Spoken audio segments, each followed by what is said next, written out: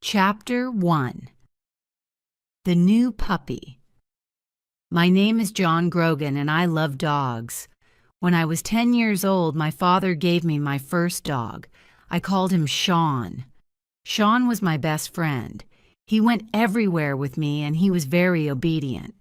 When I called him, he came to me.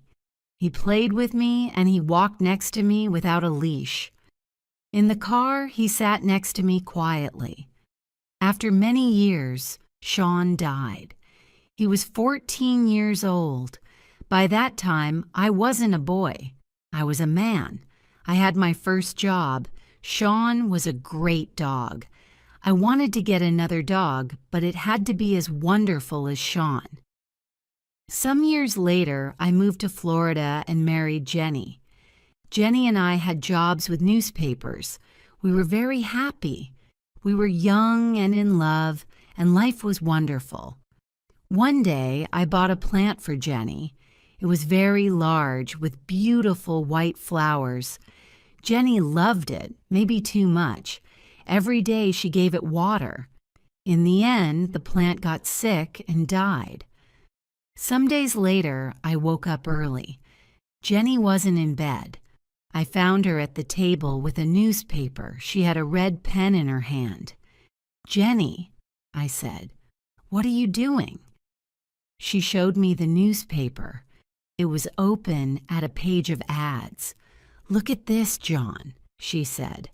I saw an ad with a big red line under it. Beautiful Labrador puppies, 5 weeks old.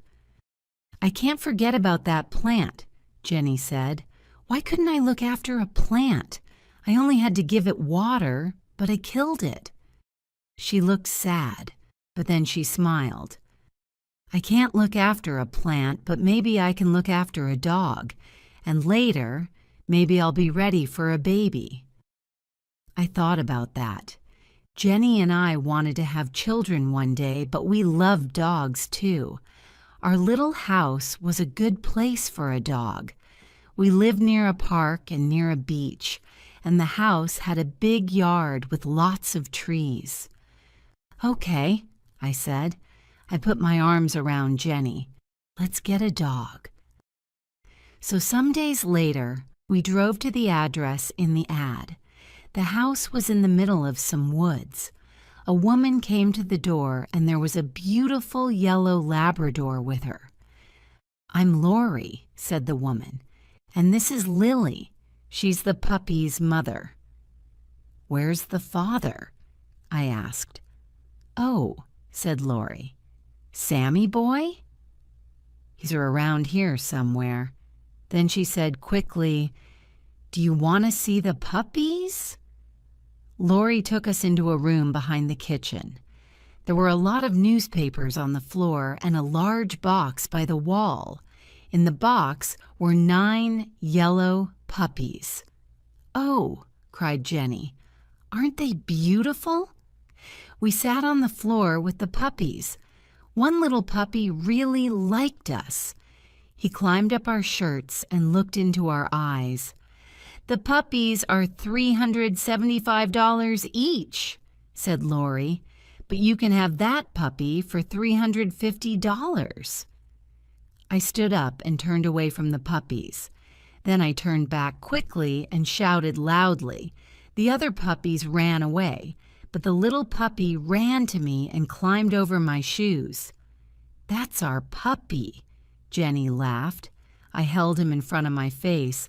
I looked at him and he looked at me. He had very large brown eyes. I gave him to Jenny and she held him too. "I think he likes us," I said. "We paid Lori for him." "Come back for him in 3 weeks," she said. "He'll be 8 weeks old, so you can take him then." We thanked Lori and said goodbye. On our way to the car, I put my arm around Jenny. "Isn't it wonderful?" I said. "We got our dog." "Yes," she said. "I can't wait to bring him home." Suddenly, we heard a loud noise in the woods. Something ran out of the trees, something large and yellow. It was a big Labrador. But this dog was very different from Lily. This dog was wild and dirty. It had a crazy look in its eyes. It ran quickly past us and around the back of the house.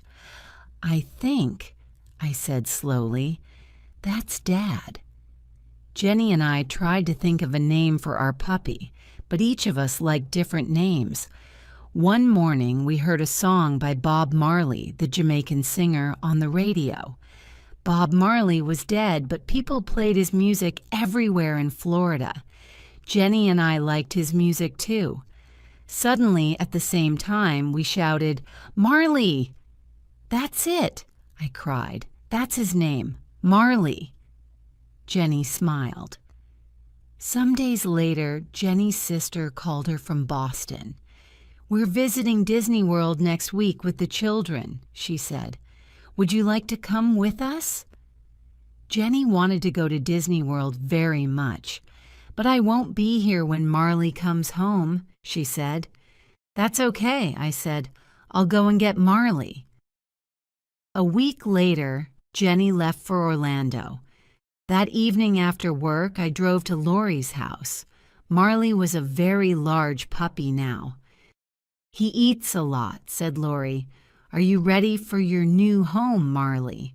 I said. I used his name for the first time, and it felt right. Marley sat next to me in the car. He tried to climb on me, but each time he fell back on the floor. In the end, he climbed up and sat on me. He wagged his tail happily. When we got home, I took off his leash. Marley began to sniff. He went around the house and sniffed everything. Then he sat back and looked at me with his large brown eyes. I could read Marley's thoughts. "This place is great, but where are my brothers and sisters?" I took Marley to the garage next to the house. It was a warm, dry room. "Marley," I said, "this is your room now." I put some newspapers down on the floor. I put some playthings down too.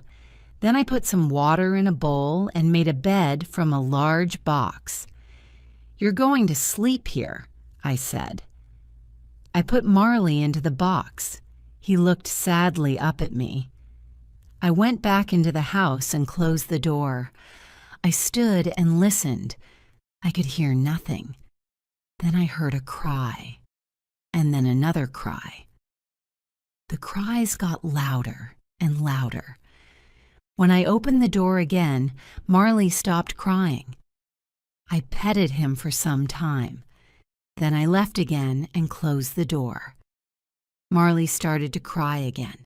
I was very tired, so I went to my bedroom. My bedroom wasn't near the garage, but I could hear Marley's cries. I felt sorry for him. His family wasn't there. After I got into bed, I listened to Marley's cries for half an hour. Then I got up and went back to the garage. Marley stopped crying and wagged his tail. I carried his box into my bedroom and put it on the floor next to my bed. Then I got into bed and put my hand down into the box. Some minutes later, Marley was asleep. I slept too. Chapter 2: Life with Marley. For the next 3 days, I played with Marley. I lay on the floor and he climbed on me. He followed me everywhere and he tried to chew on everything. When Jenny came back from Disney World, she played with Marley too. She held him and petted him. She got up in the night and took him outside. Most of all, she gave him food. Marley ate 3 large bowls of puppy food every day. He got bigger all the time. His head and his paws were very large, and his tail was thick and heavy. When he wagged his tail, he pushed everything onto the floor: magazines and glasses and photos. Marley loved to grab things and hold them in his mouth. He grabbed things from the floor and from the dining room table. He grabbed shoes, pens, bottle tops, and many other things. "All right, what have you got this time?" I asked. When I opened his mouth, I always found something new inside. Every morning I took Marley for a walk on the beach. Then I put him in the garage with a bowl of water and some playthings. After that, I went to work. I always said, "Be a good boy, Marley." Jenny came home at lunchtime and gave him food. In the evenings, we took Marley down to the beach again. But our walks weren't easy. Marley ran in front of us and pulled on his leash. We pulled him back, then he pulled us again. He went this way and that way, and he sniffed everything. We tried to teach Marley, "Come, stay, sit, down, no." But he didn't listen to us. He wasn't obedient. He was like an excited child, but every day he got bigger and stronger. "I killed the plant, but I'm good with Marley," Jenny said happily. One day, Jenny invited a friend to our house. Her friend brought her old dog, Buddy, with her. Buddy and Marley ran and played. Then they were tired, so they lay down in the yard. Some days later, Jenny was with Marley when she said, "Come and look at this, John." I looked, and I saw something small and black in Marley's fur. "Oh no," I said. "Marley has fleas." They were on his paws, inside his ears, and under his tail. "Buddy had fleas, and he gave them to Marley," said Jenny angrily. She ran out and got into her car. Half an hour later, she came back with bags of chemicals. First, she washed Marley's fur with the chemicals. Then she put him in the garage and cleaned the house carefully. I cleaned the yard. Every day after that, we looked in Marley's fur, but we couldn't see any more fleas. Some weeks later, Jenny said, "John, I'm going to have a baby." "That's wonderful," I said. I was very happy. We were ready for a baby now. Then Jenny said, "But will those chemicals be a problem?" "What chemicals?" I asked. "What do you mean? Don't you remember?" "I used very strong chemicals when Marley had fleas. They can't be good for a baby," she said. She talked to her doctor about the chemicals. "It's all right, Jenny," he said. "Everything will be okay." Jenny got up early every day and took Marley for a walk. She ate lots of fruits and vegetables. After 10 weeks, she and I saw the doctor again. "Would you like to see your baby?" he asked. "Yes, please," we said. We felt very excited. The doctor took us into a room at the back, and Jenny lay down. He moved something over Jenny. On a machine next to him, we could see something like a small gray bag, but we couldn't see a baby inside. "Is there anything in there?" asked Jenny. After a time, the doctor said quietly, "I'm very sorry, Jenny. Your baby's dead." I felt sick. I sat and held Jenny's hand. We didn't say anything for a long time. When the doctor left, I put my arms around my wife. Later, I took her home. She was very quiet in the car. Her eyes were red, but she didn't cry. Back home, Jenny went into the dining room and sat down quietly on a chair. I got Marley from the garage. He was very excited. He jumped up and wagged his tail. He wanted to play. "Not today, Marley," I said sadly. Marley ran into the yard. He came back into the house and drank water from his bowl. Then he ran into the dining room and I followed him. But at the door of the dining room, I stopped. I saw a wonderful thing. Marley stood quietly in front of Jenny with his tail between his legs. He put his big head on her legs. He looked at her with his large eyes and made small cries. Marley understands, I thought. Jenny petted his head and put her face in his fur. Then suddenly, she began to cry. I went to them and put my arms around them. The three of us stayed there for a long time, Jenny, Marley, and me. Chapter 3, The Obedience Class. When Marley was 6 months old, Dr. J, the animal doctor, told us about an obedience class.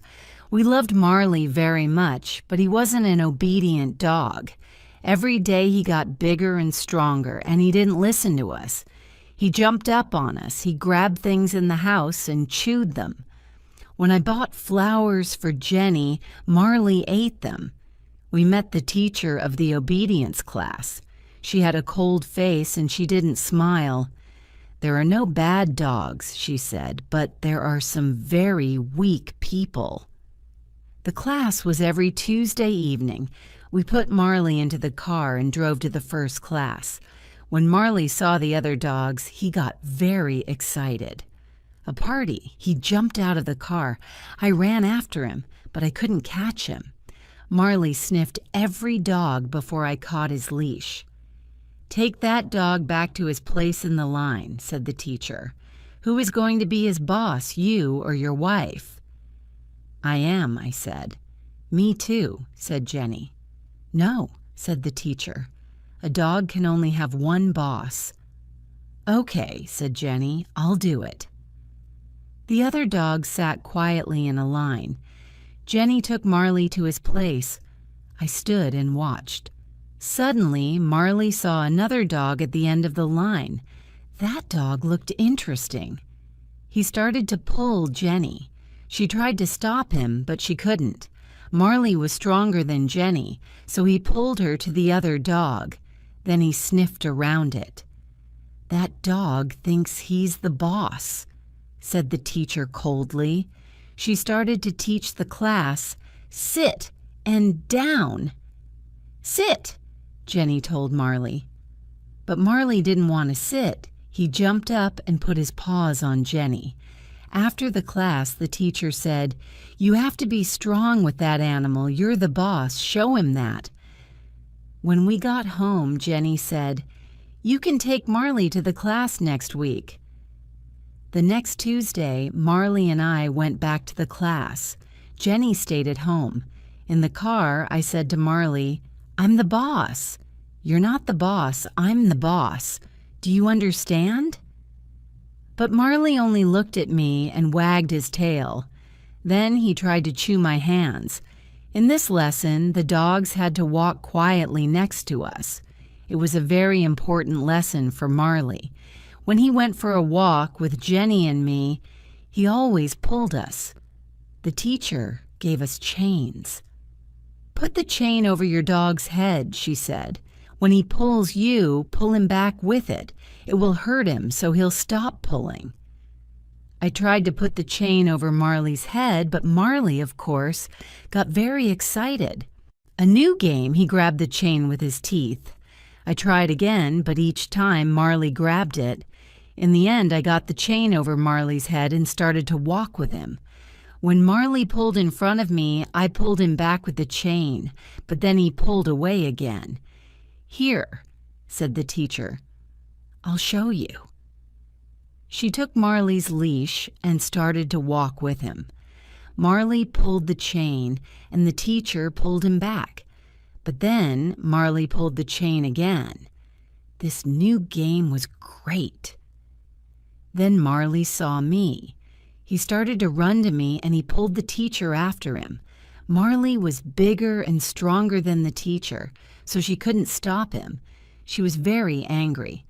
After class, the teacher said, "Your dog isn't ready for this class. He's too young. You can bring him back in 6 or 8 months."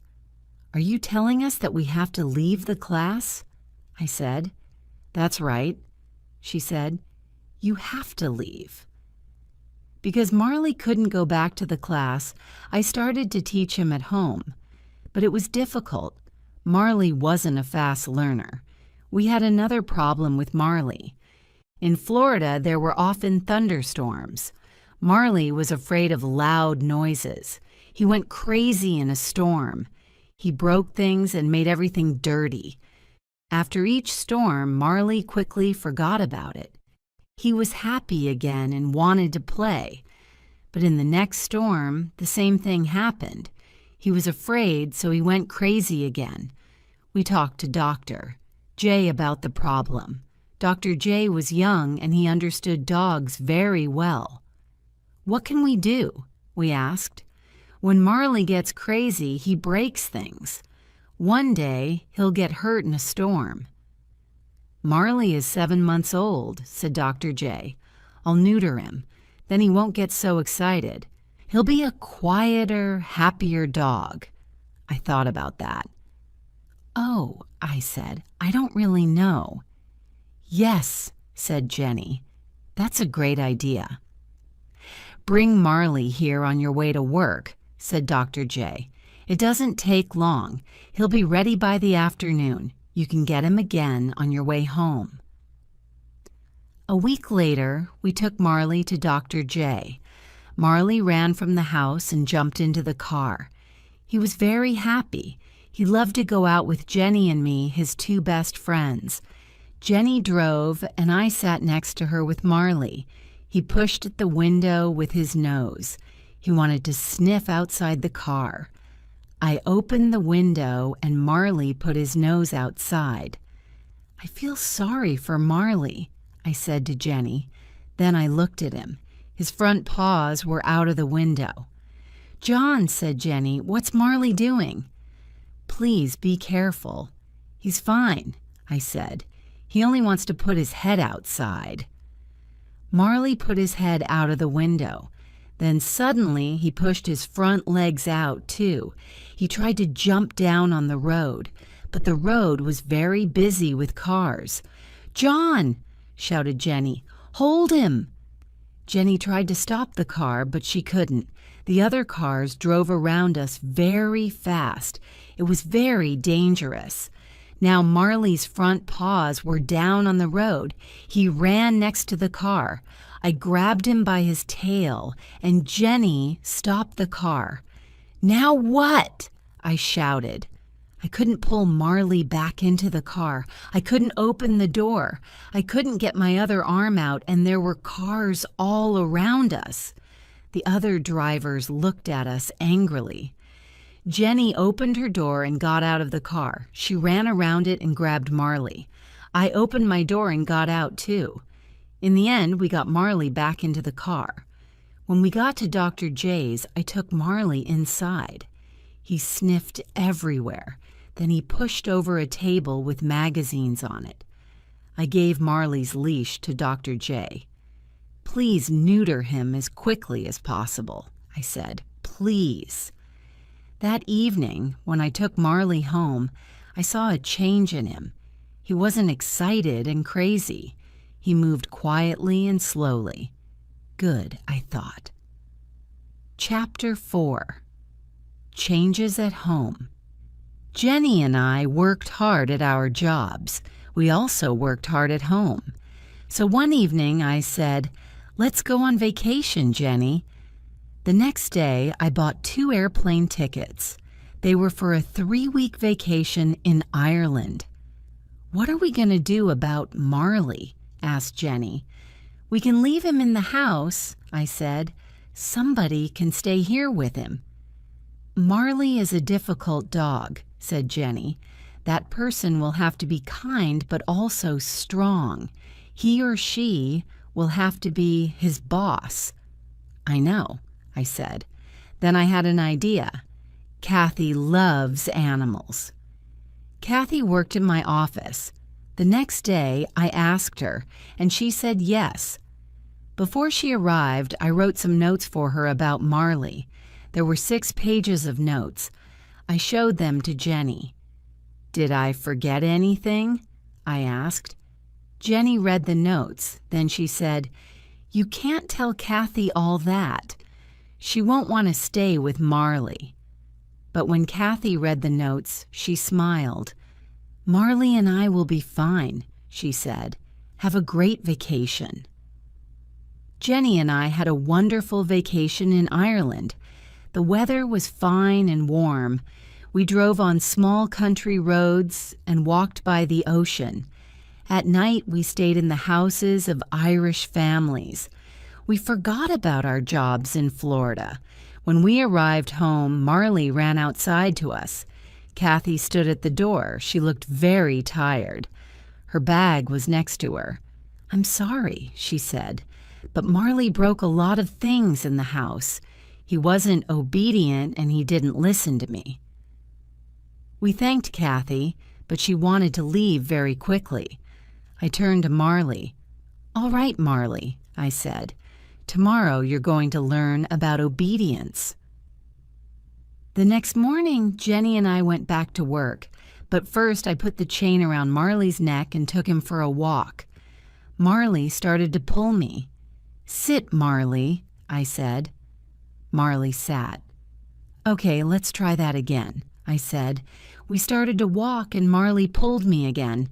I made the chain very short and pulled him back.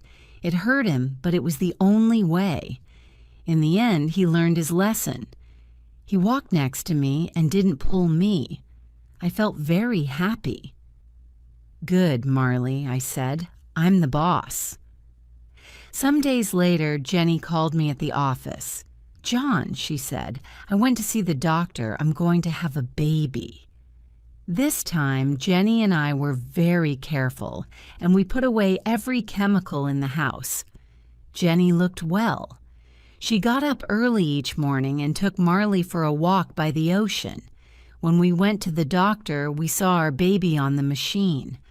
But I didn't forget about Marley. I worked with him every day. Marley was more obedient now, but he didn't listen to me all the time. He came when I called him sometimes. In our yard, we had a fruit tree. Marley loved eating fruit, but it went through him quickly. His poop was everywhere in the yard. He ate a lot of other things, too. These went through him and came out in his poop toys, pens, and bottle tops. I bought Jenny a beautiful chain for her birthday. She loved it, and she put it around her neck. But some hours later, she cried, "My chain, where is it? Maybe I didn't put it on, right?" "We didn't go outside," I said, "so it's here in the house." We looked in every room, but we couldn't find the chain. Suddenly, Jenny said, "What's that in Marley's mouth?" I saw the end of a thin chain. "Oh, no," I cried. "Okay, Marley, it's all right. Come here now. Please give us the chain." But Marley only looked at us. Suddenly, he threw his head back. "He's eating the chain," cried Jenny. I opened his mouth and pushed my hand down, but I couldn't find the chain. "We'll have to wait," I said. "The chain will go through Marley and come out in his poop." I gave Marley lots of fruit. We waited for 3 days. I followed Marley everywhere. When he pooped, I looked for the chain, but it wasn't there. On the 4th day, I found it. After I washed it, it was very clean. It had a beautiful shine. "That's wonderful," Jenny said. "It shines better than before." Jenny wore that chain for years. When I saw it, I always thought of Marley. Our son was born in St. Mary's Hospital in Palm Beach. We called him Patrick, an Irish name. "Things are going to change at home for Marley now," said Jenny. "Maybe he won't like the changes." I brought Jenny and Patrick home from the hospital. Patrick was asleep and we put him on our bed. Then we went to the garage and brought Marley into the house. He followed Jenny into the bedroom, but he didn't see Patrick on the bed. Then Patrick made a small noise and Marley's ears went up. Where did that noise come from? Patrick made another noise. Marley held up a paw and Jenny and I watched him. "What's Marley gonna do?" I thought. Marley jumped up onto the bed. I pulled him back quickly and held him. Patrick's eyes were very wide, but Marley didn't want to hurt Patrick. He sniffed all around him. Now Marley had a new best friend. When he was near Patrick, he wasn't wild and crazy. At night, he slept under Patrick's bed. 6 months later, Patrick started to move around. Marley lay on the floor and Patrick climbed over him. Sometimes Patrick pulled Marley's fur, but Marley lay quietly and didn't move. We were parents now and we were happy. We had our wonderful baby. We had our dog. We had our house by the ocean. Life was good. Then when Patrick was 9 months old, Jenny said, "I'm going to have another baby." Chapter 5. Difficult Days. Sometimes bad things happened in our street. One night in October, Jenny and I were in bed. Marley lay on the floor next to me. Suddenly, I heard a cry. The cry of a girl. It came from the street outside. I felt afraid, but I jumped out of bed. "Come with me, Marley," I said. "Please, John, don't go out there," said Jenny. "Call the police," I said. "I'll be careful." I held Marley by the end of his chain. The girl cried again. We went outside and a man ran away down the street. 2 young men ran to me. "Go and stay with the girl," they shouted. "Help her. We're going after the man." I ran to the girl. She was my neighbor's daughter, Lisa. She was 17 years old. Her shirt was red and wet. "What happened?" I asked. "I was in my car," she said. "A man got in and put his hand over my mouth. He said, 'Don't make a noise.' But I did, and he cut me with his knife." I held Lisa in my arms. "It's going to be all right," I said. But I didn't really think that. Lisa's face was gray and she was very weak. I looked at Marley. He stood and looked down the street. He looked strong and ready for a fight. Nobody could get past him. Some minutes later, the police arrived with doctors, and they took Lisa away. A policeman asked me questions. Then I went home with Marley. Jenny met us at the door. "Marley was a different dog tonight," I said. "Nothing can hurt us when he's with us." I looked at Marley. "You did well tonight," I said. "Lisa didn't die. She got well again, but I never forgot that night. One night, when Jenny and I were in bed, she said, 'John, I think the baby is coming. Please call the doctor.' Something's wrong, I thought. It's too early for the baby. I took Jenny to the hospital. 'Your baby is too small,' the doctor said to her. 'We have to stop him coming out. You'll have to stay in the hospital.' Jenny was in the hospital for 12 days. I stayed at home with Patrick and Marley. I did the housework. I cooked and washed clothes. In the evenings, I was very tired. Marley sat and looked at me sadly. I could read his thoughts. I don't understand. Why doesn't John want to play with me? Why doesn't he take me for walks? And where's Jenny? I didn't do things at home very well. I left the bathroom door open all the time. Marley loved to go into the bathroom and to drink water from the shower. One day, I took Patrick on a visit to the hospital. "What did you do to Patrick?" Jenny asked. "What do you mean?" I asked. "He's fine." "Look at him," said Jenny. I looked. His arms were in the legs of his baby clothes. Jenny called my Aunt Anita. She also lived in Florida, but in a different town. "Please, can you look after John and Patrick?" she said. 2 days later, Aunt Anita arrived. She did the housework and everything at home was fine again. When Jenny came home, she had to stay in bed all day. This was a very difficult time for her. She couldn't cook or go for a walk. Worst of all, she couldn't hold Patrick. Marley brought his playthings into the bedroom and lay on the floor next to Jenny. He stayed there day and night. Aunt Anita had to go home to her husband, so I had to look after the house again. Then, one day, When the doctor visited Jenny, he said, "You can get up now. The baby is bigger." Jenny was very happy. She got up and played with Patrick and Marley. She started to do the housework. The next day, we went to a Greek restaurant for lunch, but suddenly the baby started to come, so I took Jenny to the hospital. Then everything happened very quickly. 1 hour later, I held my beautiful new son in my arms. Jenny and I had 2 sons now, Patrick and Connor. One was 17 months old, and one was a baby. We were very happy with our sons, but we were tired all the time. The babies woke us every night. We couldn't sleep for more than 2 hours. Connor had problems with Jenny's milk. After he drank, he was sick. So Jenny was very sad. "What's wrong with me?" she said. "Connor doesn't like my milk. Maybe I'm not a good mom."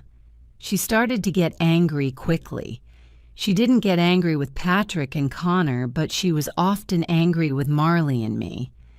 Marley could do nothing right. I bought a plant and planted it in the yard. The next day, Marley pulled it out and ate it. Then he broke a door in the house. He went crazy when there was a thunderstorm. One day when I got home from work, I found Marley with Jenny. Jenny was very, very angry. "Why do you break everything?" she shouted. "You're a very bad dog." Marley stood with his head down, and she hit him again and again. I went and grabbed Jenny's arms. "Hey, hey, hey," I shouted. "Stop, stop." I looked into Jenny's face, but the look in her eyes was new to me. Her face was the face of a stranger. "Get him out of here," she said. "Get him out of here now." I opened the front door and Marley ran outside. When I turned back for his leash, Jenny said, "You have to find Marley a new home." She couldn't mean it. She loved this dog. I walked out of the door. Marley ran and jumped around. He wasn't hurt. I took Marley into the street and said, "Sit!" He sat. I put his chain over his head with the leash. Then I took him for a very long walk. When we got home, Marley was very tired. I took off Marley's leash and he ran to his bowl. The water went everywhere on the floor. I cleaned it. Jenny sat in a chair with Patrick and Connor. When I walked past her, she said quietly, "I want that dog to leave." I felt very sad. Marley was my friend and I loved him. I didn't want to find a new home for him, but I also had a wife and 2 small children. I had to think about them. I talked to my friends and neighbors about Marley. "Do you want a Labrador?" I asked, but nobody did. I looked in the newspapers. They were full of ads from people with dogs, and a lot of the ads were for Labradors.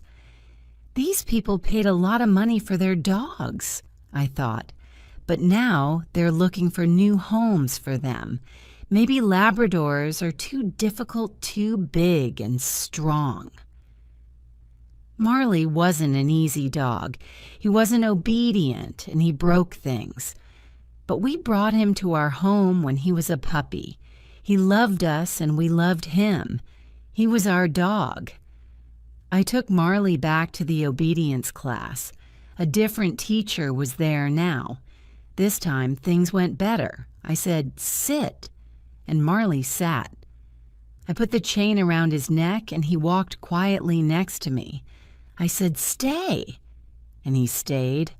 I walked away from him, but he didn't move. Then I turned and said, "Come." Marley ran quickly to me. "Good boy, Marley," I said. "Good, good, good boy." At the end of the 8 weeks, the teacher gave me a paper. It said, "Marley did well in the obedience class." I was very happy. On the way home, I sang. After this, a wonderful thing happened. Jenny got better. She stopped being sad and was strong and happy. She was a good mother to Patrick and Connor, and she was kind to Marley again. She danced around the room with him. Sometimes at night, when he was quiet, she lay on the floor with him, her head on his neck. Jenny's here with us again, I thought. That's great. Chapter 6. Marley makes a movie. Jenny's friend Colleen worked for a film company. One day, Colleen called Jenny. "My company is making a film about a family in Florida," she said. "They want pictures of a family home. Can I come and take some pictures of your house?" Colleen came and took photos of our home and the children, and of Marley, too.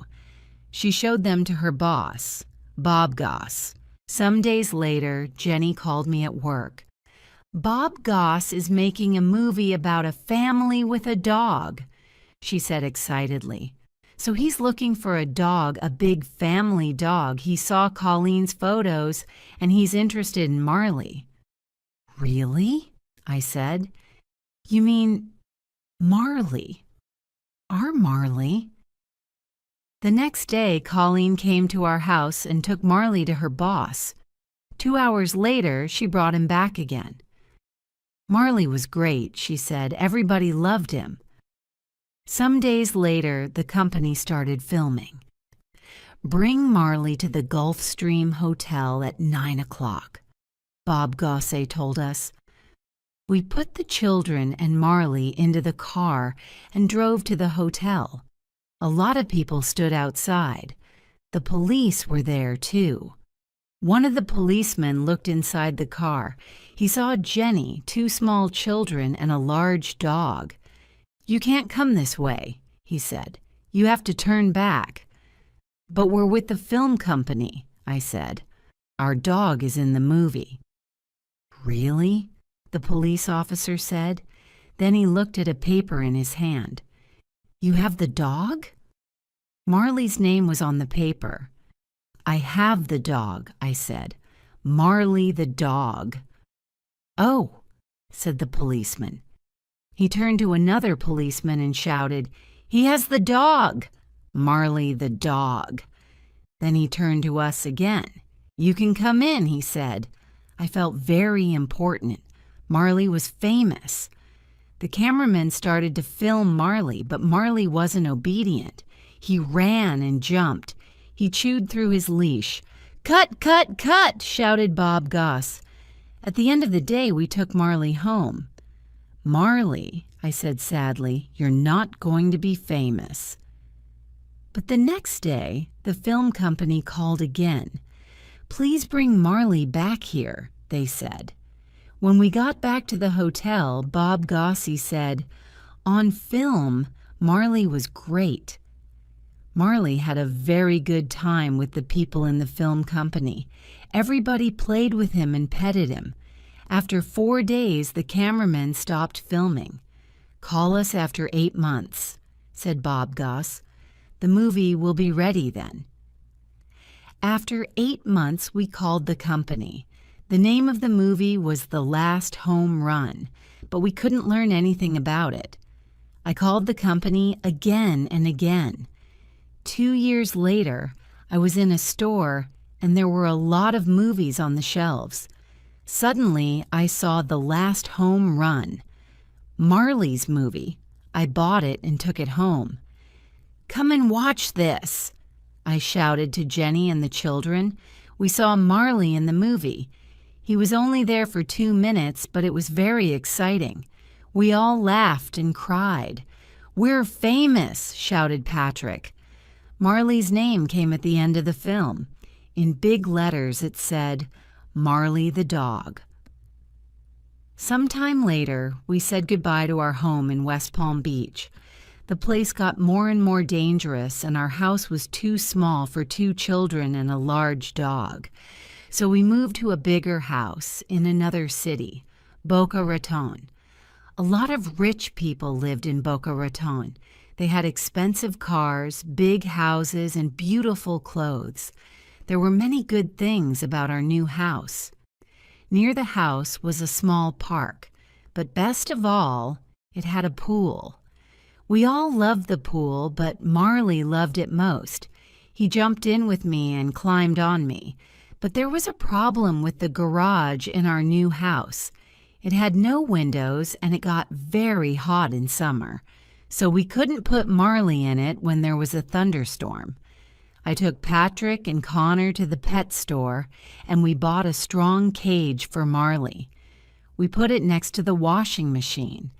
I put some food in the cage. "Come here, Marley," I called. Marley went inside and I closed the door of the cage after him. He lay down on the floor and chewed his food happily. "This is going to be your new home when we're away," I said. That evening, we went out for dinner. Before we left, I opened the door of the cage. Marley walked inside and I closed the door. "Be a good boy, Marley," I said. We had dinner in a restaurant, then we went for a walk. "This is great," said Jenny. "We can forget about Marley. We know he's fine in the cage."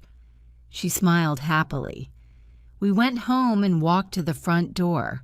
I looked at the window next to it.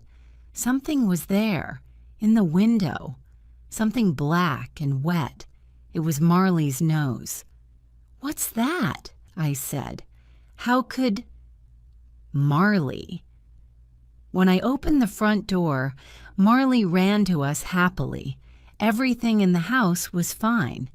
Then we looked at the cage. The door was open. "But how did Marley get out?" asked Jenny. "He opened the door from inside," I said. "He's smart, and he's very strong." Day after day when we left the house, we put Marley into the cage. When we came home, sometimes he was there. Sometimes he was at the window. We tried to make the cage stronger, but Marley was stronger than the cage. When he wanted to get out, he pushed the door open. Chapter 7. The World's Worst Dog. Many people in Boca Raton had dogs, but their dogs were very different from Marley. Most of these dogs were very, very small. Rich women carried them in their handbags and took them into expensive stores and in their fast cars. Marley wanted very much to be friends with these small dogs, but the dogs didn't want to be friends with Marley. The weather in Boca Raton was very good, so lots of restaurants had tables and chairs outside. Customers brought their dogs with them to the restaurants. People ate their food or drank coffee, and their dogs lay quietly on the ground. One Sunday afternoon, we went out for lunch. We parked our car and walked up and down the street. Many other people were out with their dogs, too. Marley walked next to me on his leash. We found a restaurant and sat down outside. I put Marley's leash around one of the legs of the strong, heavy table. The waiter came, and we asked for some drinks. Then Jenny held up her glass happily. "To a beautiful day with my beautiful family," she said. Suddenly, our table started to move. It moved quickly between the other tables and the other customers. "What's happening?" I thought. Then I saw a small white dog across the street. "Marley's going to that dog," I shouted. "We have to stop him." We jumped up and ran after Marley and the table. "Sorry, sorry, sorry," we shouted to the other customers. I ran and grabbed the table. Jenny grabbed it too. We held it and it stopped moving. I turned around and saw the faces of the other customers. Everybody looked at us with their mouths open. We carried the table back to its place, and a waiter came. "I'll get some more drinks for you," he said. "No," said Jenny. "We'll pay for our drinks and leave." Jenny and I had another baby. This time it was a girl, and we named her Colleen. When Colleen was 2 months old, I had my 40th birthday. I wanted to do something exciting on my birthday, but it was a very quiet day. When I arrived home from work, Jenny was tired. By 8:30, all 3 children were asleep, and Jenny was too. I felt a little sad. I took a drink outside. I sat and looked at the ocean. Marley lay on the ground next to me. I thought about my life, then I thought about Marley. He wasn't a puppy now. He was 6 years old, but he loved life, and he was very happy. "Marley," I said, "it's only you and me tonight." I held up my glass. "We're not young, but we're having a good time." Some days later, my friend Jim called me. "Let's go out for a drink on Saturday," he said. Jim came for me at 6 o'clock, and we went out to a bar. We talked and laughed. Then the barman called out, "Is John Grogan here?" "There's a phone call for John Grogan." It was Jenny. "The baby's crying," she said. "Can you come and help me?" "I'll take you home," Jim said. When we turned into my street, I saw a lot of cars. "Somebody's having a party," I said. Jim stopped the car outside my house, and I invited him inside. Then suddenly the front door opened. Jenny stood there with Colleen in her arms. She had a big smile on her face. I looked into the yard. There were lots of people around the pool, my friends and neighbors. "Happy birthday, John!" they shouted. I wanted to take Marley to the beach. You couldn't take pets onto most beaches in South Florida, but one small beach was different. Everybody called it Dog Beach. On Dog Beach, dogs could run freely. They didn't have to be on a leash. One morning in June, I took Marley to Dog Beach. There were lots of people with dogs, but the dogs were on leashes. "What happened?" I asked a man. "The police came," the man said. "We have to use a leash." So I walked Marley on his leash, but I felt sorry for him. After our walk, I gave Marley a bowl of water. Then a man arrived with a big black dog. It looked dangerous. "Don't be afraid of him," said the man. "This is Killer, but he's very friendly. He doesn't fight other dogs." I told the man about the police. "That's stupid," he shouted. "This is Dog Beach." He took off Killer's leash, and Killer ran into the water. Marley looked at Killer, and then he looked at me. I could read his thoughts. "Please, please, please, I'll be good." I looked around the beach. I couldn't see any policemen.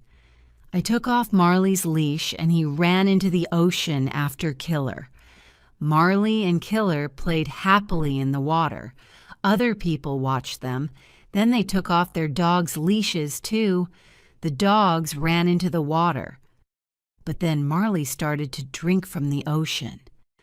"Stop that, Marley," I cried. You'll be sick." But Marley didn't listen to me, and he didn't stop drinking. Then he started to turn around in the water. "Oh no," I thought. I ran into the water, but it was too late. Marley pooped everywhere. "Hey," somebody shouted angrily. "Get your dog." "Marley, no," I shouted. I could feel everybody's eyes on me and on Marley. "No, Marley, no, no, no." No exclamation mark. Marley's poop was everywhere. The other people grabbed their dogs. Marley came out of the dirty water and looked at me happily, but we had to leave. "That wasn't nice," the man with Killer said. "Sorry," I said. I put Marley's leash on him. Other dogs didn't drink water from the ocean. Marley wasn't a bad dog, but sometimes he did stupid things. "What's wrong with you, Marley?" I said on the drive home. "Sometimes you're the worst dog in the world." I never took Marley to the beach again. Chapter 8, We Move North. When Colleen was 2 years old, I got a job with a magazine in Pennsylvania, in the northeast of the United States.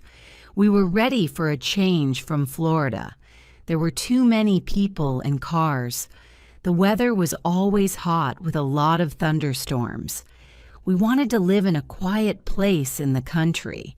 We wanted to see summer, winter, spring, and fall. Most of all, we wanted to see snow. Our new home was very beautiful. There was a small river near our house, and there were woods all around it. Marley was very happy. Fee loved playing in the woods and running after small animals. 3 weeks after New Year, it snowed. The children were very excited because it was their first time. We put on warm jackets and ran outside. Marley followed us. Marley was very funny in the snow. He fell down all the time. Snow lay on his fur and his face. I could only see a black nose and 2 brown eyes. I could read his thoughts. I don't understand. What's this? It feels so cold and wet. But then Marley jumped up again. He ran around the yard and jumped through the snow. The children laughed happily, and Marley was happy too. We had a great time. It was almost the end of our first winter in Pennsylvania. We were very happy in our new house. But Marley was 9 years old now. He moved more slowly and he slept for most of the day. Sometimes when I took him for a walk, he got very tired. His fur in many places was gray, not yellow. Life with Marley wasn't easy. He cost us a lot of money. He ate a lot of food and he broke a lot of our things. We could never change him. We knew that. But he was one of our family. He loved us and we loved him. That spring, I said to Jenny, "Let's get some farm animals." "Okay," she said, "but we don't have a place for big animals. Let's get some chickens. Then we can have eggs every day." Jenny talked to one of the moms at the children's school. Donna lived on a farm. She gave Jenny 4 baby chickens. The chickens lived in a box in the kitchen. They ate and pooped, then they ate some more, and they got bigger. One morning, I woke up early when I heard a call from downstairs. Cock-a-doodle-doo. I woke Jenny up and asked, "What's that noise?" "Oh," she said, "I don't know." She turned over and slept. Every morning, the chickens made a lot of noise. Sometimes they made loud noises very near Marley. Marley was usually afraid of loud noises, but he didn't move away from the chickens. That's strange, I thought. Can't Marley hear the chickens? One afternoon, when Marley was asleep in the kitchen, I walked up behind him. "Marley," I said. But Marley didn't move. "Marley," I said again. Nothing. "Marley," I shouted. Marley turned. He stood up and wagged his tail. Oh no, I thought. Marley can't hear. But Marley could hear some things. When we put food in his bowl, he always heard the sound of his dinner. He ran in from the next room. Marley was always hungry. He ate 4 big bowls of dog food every day, and he also ate our food. Labradors are big dogs, and Marley was a very large Labrador, but he never got fat. One day I came home from work early and I went into the kitchen. Marley was there. He didn't see me and he didn't hear me. There was a sandwich on the kitchen table. Marley stood up and put his paws on the table. Then he ate the sandwich. "What are you doing, Marley?" I asked. "You are a bad dog." But he didn't hear me. He ate the sandwich happily. I put my hand on Marley's fur and he jumped. When he saw me, he lay down on the floor. He looked up at me and I started to laugh. I couldn't be angry with Marley. He was old now and he couldn't hear. I couldn't change him. The chickens weren't afraid of Marley, and he never tried to catch them. They walked around the yard, and Marley went with them. Chapter 9. Marley gets older. Jenny and I had a good life. Our children were young. We felt young too. But when we looked at Marley, we saw many changes. The years went past, and he was 12 years old. By this time, he couldn't hear anything. His fur was gray. His teeth were brown. Late one night, I took Marley outside for his walk before bed. It was winter, and there was a cold rain. I went back into the house for my jacket. When I came out again, Marley wasn't there. I looked for him everywhere, but I couldn't find him. I went back inside. Then I walked upstairs and woke up Jenny. "I can't find Marley," I said. "He's out there in the rain." Jenny pulled on her jeans and shoes, and we went outside again. I walked slowly through the woods and called for Marley. Jenny went a different way. We were very wet and cold. "Let's go home and get warm," I said. "I'll get the car and come out again." We walked back to our house. Suddenly we saw Marley. He stood outside the house, out of the rain. When he saw us, he was very happy. I felt angry with him, but then I was happy too. I brought him inside and dried him. Marley was very tired. He went to sleep and woke up at noon the next day. Marley couldn't see well now. His fur started to fall out too. Jenny cleaned the house every day, but his hairs were everywhere. But Marley's biggest problem was his hips. They hurt him a lot, and he couldn't move quickly. He couldn't climb the stairs easily, but he tried to follow us everywhere. Marley had good days and bad days. One spring evening, I took him for a short walk around the yard. The night was cold, and there was a light wind. I ran, and Marley ran with me. "Marley," I said, "you're a puppy again." We ran back to the house. There were 2 small stairs in front of the door. When Marley tried to climb the stairs, he fell down. He lay on the stairs and looked sadly up at me. Marley was too heavy for me. I couldn't carry him, so I had to push him up the stairs. Then he stood up and went into the house. When I looked at Marley, I thought, we only have one life, and it can change very quickly. I enjoyed my job on the magazine, but I really wanted to work for a newspaper again. Newspapers were more exciting, and I liked writing about big stories. I also liked getting letters and calls from readers. A friend told me about a job on the Philadelphia Inquirer. This was one of the best newspapers in the United States. I wrote to the newspaper, and I got the job. I was very happy. In the summer, Jenny visited her sister in Boston. She took the children with her. I didn't go because I was busy with my new job. Every day I was away from home for 10 or 12 hours, so we took Marley to a vacation home for dogs. Some days later, an animal doctor called me from the home. "I'm sorry," she said, "but Marley's very sick. When he saw the other dogs, he got very excited. He ate his food too quickly. Then he had a bad problem with his stomach and he almost died. He's a little better now, but it will happen again." "Oh," I said, "what are you saying? Do you want us to help end Marley's life?" She said, "I'm sorry." "Oh," I said, I couldn't think. "I have to talk to my wife." I called Jenny in Boston and we had a long conversation about Marley. In the end, Jenny said, "The doctor's right. We have to do the best thing for Marley." I called the doctor back. "Yes, Marley's a very old dog," I said.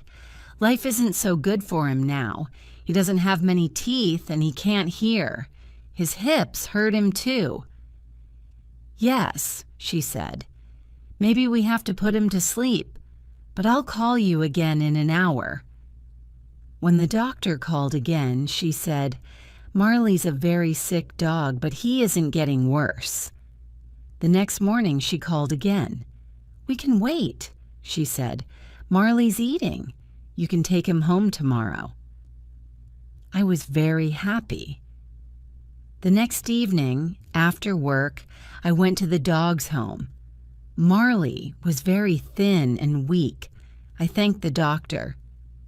"Everybody here loves Marley," she said. One of the workers helped me put Marley into the car. Then I drove him home. He couldn't climb the stairs to the bedroom, and I didn't want to leave him. So that night, I put a sleeping bag on the floor and lay down next to him. "Tomorrow, Jenny and the children are coming back," I said. "But tonight, Marley, it's only you and me." I thought about my first night with Marley, when he was a small puppy. That night, he cried for his mother, and then he slept in a box next to my bed. Now, 13 years later, here we were again. I put out my hand and petted him. In the next weeks, Marley got a little better. A lot of the time, he lay on the floor in the family room, asleep in the sun. But one morning, when I was in the bedroom, I heard a noise. Then Connor shouted, "Help!" Marley fell down the stairs. Marley lay at the bottom of the stairs. Jenny and I ran to him, but then he got up and walked away. Marley had a bad fall, I told the children, but he's okay. But Marley was hurt. When I got home from work that evening, he couldn't move. When he saw me, he tried to get up, but he fell down again on the floor. "I don't think Marley can go upstairs again," I said. But I was wrong. The next day, I was upstairs at my computer in my bedroom when I heard a sound. I turned around. Marley stood at the bedroom door. "Marley," I said, what are you doing here?" I went to him and petted him. Then I looked into his eyes. "Marley," I said, "you're going to tell me when it's time, right?" Chapter 10. A Great Dog. Winter arrived early that year. The children waited for the snow. Can Marley live through another winter? I thought. Jenny and I took the children to Disney World in Florida. It was their first Christmas away from home, and they were very excited. Jenny took Marley to the animal doctor's office. They gave him a home there and watched him carefully. We had a great family vacation, but on the way home, somebody called us from the doctor's office. "Marley's very tired," she said, "and his hips are really hurting him." The next day, Jenny went for Marley. He got out of the car, but he couldn't walk into the house. He lay on the ground outside. Jenny called me at work. "I can't get Marley inside," she said. "He can't get up." I left my office and went home. When I arrived, Marley was inside the house, but he was very sick. He lay on the floor. For the first time in 13 years, he didn't get up when he saw me. His eyes followed me, but he didn't move his head. I looked at his stomach. It was very big. I called the animal doctors. "Bring Marley here now," a young woman doctor said. I looked at Jenny and she looked at me. "Marley has to go to the hospital," we told the children. "The doctors are going to try to make him better, but he's very sick." With Jenny's help, I put Marley into the back of the car. He lay on the floor. I petted his head. "Oh, Marley," I said again and again. At the hospital, I helped him out of the car and took him inside. The young doctor took him away. Then she came back and showed me some pictures of the inside of Marley's stomach. "I'm very sorry," she said quietly. "We can't do anything for Marley now." "I understand," I said. Please, can I say goodbye to him?" "Yes, of course," she said. "Have as much time with him as you want." Marley was asleep. I got down next to him and ran my fingers through his fur. I held up each ear in my hands. I opened his mouth and looked at his teeth. Then I held up his front paw. "I want you to understand something, Marley," I said. "Sometimes we called you the world's worst dog, but you're not. We never told you this before, but you're a great dog, Marley, a great dog." I sat with Marley for a long time. Then I called the doctor. "I'm ready now," I said. I held Marley's head and the doctor gave Marley something. It didn't hurt him. He died quietly. "I want to take Marley home," I said. 2 people brought a large black bag out to my car. Then I thanked the doctor and drove away. When I got home, the children were in bed. I put my arms around Jenny and we cried for a long time. Later, we went outside. We took the black bag out of the car and put it into the garage. Next morning, Jenny told the children about Marley. They were very sad and started to cry. "It's okay," I said. "When you have a dog, this always happens." Dogs don't live as long as people. Connor made a picture and wrote a letter for Marley. To Marley, "I loved you all my life. You were always there when I wanted you. Your brother, Connor Richard Grogan." Colleen made a picture of a girl with a big yellow dog. She wrote under the picture, "I will never forget you, Marley. I found a very good place for Marley in the ground under 2 big fruit trees. I put the black bag in the ground and Jenny and the children watched. After I finished, everybody said, 'We love you, Marley.'" Then we went back to the kitchen and told stories about Marley. Sometimes we laughed and sometimes we cried. The next days were very difficult. The house was very quiet. When I came home at night, there was no Marley. Jenny cleaned the house, but his fur was everywhere. One morning, when I put on my shoes, I found some of Marley's fur inside them. Marley was my dog for 13 years. He wasn't an obedient dog, but he was important in my life. I wanted to tell other people about him, so I wrote about him in my newspaper. Nobody called Marley a great dog, or a good dog, I wrote. He was wild and crazy. He had to leave obedience school. He chewed things, and he wasn't very intelligent. But he understood people's feelings, and he was very good with children. A person can learn a lot from a dog. Because of him, I listened to my feelings. Because of him, I enjoyed winter sunlight and the snow and a walk in the woods. Because of him, I can be a good friend. A dog can show us the important things in life. A dog isn't interested in fast cars or big houses or expensive clothes. Give a dog your love, and he will give you his. Many people read about Marley in the newspaper. Animal lovers called me and wrote to me. They wrote to me about their love for dogs. They wrote about their feelings when their dogs died. Many people wrote funny stories about their dogs. Some people wrote, "Marley wasn't the worst dog in the world. My dog's the worst dog in the world." I began to feel better. I took the letters home and showed them to Jenny. She laughed too. Winter came to an end and it was spring. Our yard was full of flowers. I didn't think about Marley all the time. When I thought about him, I usually remembered the happy days.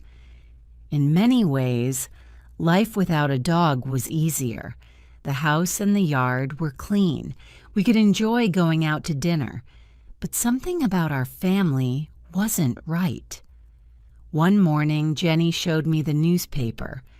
"Look at this," she said. It was an ad for a dog. I saw a photo of a big yellow Labrador. I looked at the photo, then I looked again. "That's Marley," I said. "It isn't Marley," said Jenny. "Look." Under the photo was the dog's name, Lucky. I read, "I'm looking for a new home and a new family. I want a quiet home because I'm a little wild." We read the ad and looked at the photo again. We didn't say anything for some time. Then I said, "We can go and look at him." "Yes," said Jenny. "Why not?"